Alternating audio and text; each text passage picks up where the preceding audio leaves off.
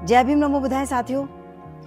बाबा साहेब ने अपनी एक पुस्तक लिखी जिसका शीर्षक था waiting for a visa, visa का इंतजार। यह किताब दलित समुदाय के सामने आने वाली दर्दनाक घटनाओं पर आधारित थी और बहुत सी सच्चाइयों को उजागर करती है। इसके दमदार संदेश के कारण इसे कोलंबिया यूनिवर्सिटी अमेरिका में एक टेक्स्ट बुक के तौर पर इस्तेमाल किया गया है। जहां बाबा साहेब ने कभी पढ़ाई की, हुआ यूं था कि एक लड़का जो भंगी कास्ट से था,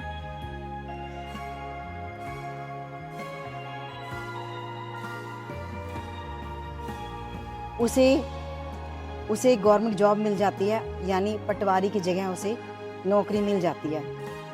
भंगी समुदाय में पढ़े लिखे युवा लड़के को गुजरात के बोरसाढ़ में एक ऑफिस में पटवारी की सरकारी नौकरी मिल तो गई और 6 मार्च 1938 को वो अपनी ड्यूटी पर भी आया, लेकिन आने के तुरंत बाद उसे अपनी जाति की वजह से बहुत भेदभाव का सामना करना पड़ा। जब वह लड़का वहाँ गांव पहुँचा तो उसे रहने के लिए कोई जगह नहीं मिली।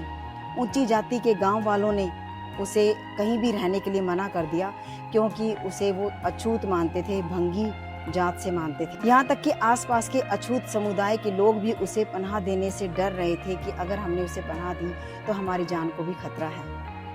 उनमें से कई लोगों का मानना था कि भंगी लड़के ने सरकारी नौकरी स्वीकार करके अपनी सामाजिक हदें पार कर ली हैं, जो उनकी छोटी सोच के हिसाब से उनकी जाति से बाहर थी।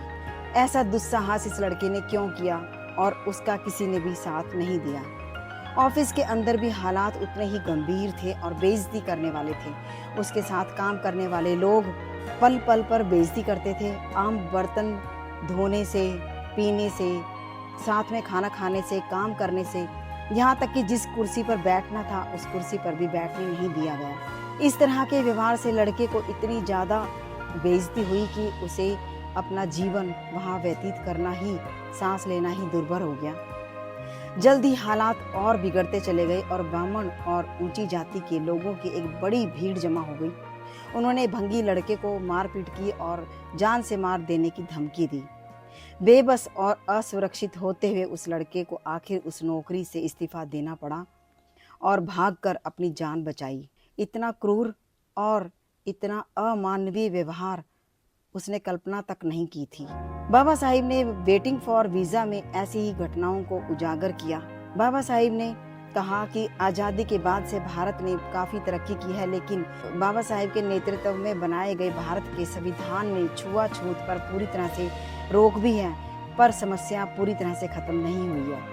आज भी अखबारों में, मीडिया में, देश के हर एक अलग अलग हिस्से में दलितों के खिलाफ जातिगत भेदभाव बढ़ते जा रहे हैं, हिंसा की घटनाएं बढ़ती जा रही हैं। अक्सर हमारे सामने आती भी रहती हैं ऐसी घटनाएं जो हमें याद दिलाती हैं कि समानता और सामाजिक न्याय के आदर्श अभी भी पूरी तरह से हासिल नहीं हुए हैं। बाबा साहेब का एक शानदार संदेश उस पुस्तक में यह भी था कि मिशन के लिए काम करना फांसी पर चढ़ने से भी ज़्यादा मुश्किल काम है, क्योंकि फांसी पर लटकने के बाद तो जिंदगी एकदम से ख़त्म हो जाती है, लेकिन मिशन में काम करने वाला व्यक्ति पल पल मरता है और संघर्ष करता है। उसकी रात की नींद, दिन का चैन सब चला जाता है। उन्होंने कहा कि कभी अपमान, कभी सम्मान, कभी गाली, कभी मिठाई, कभी खाना, कभी उपवास का सामना करना पड़ सकता है। जो यह सब सहकर आगे बढ़ता है उसे मिशनरी कहते हैं, उसे अम्बेडकरवादी कहते हैं।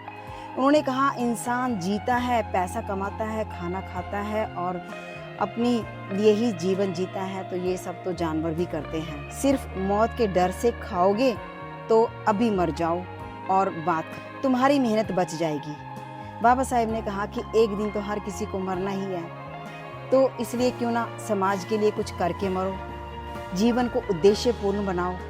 जो व्यक्ति समाज में आगे बढ़ना चाहते हैं उन लोगों का साथ दो।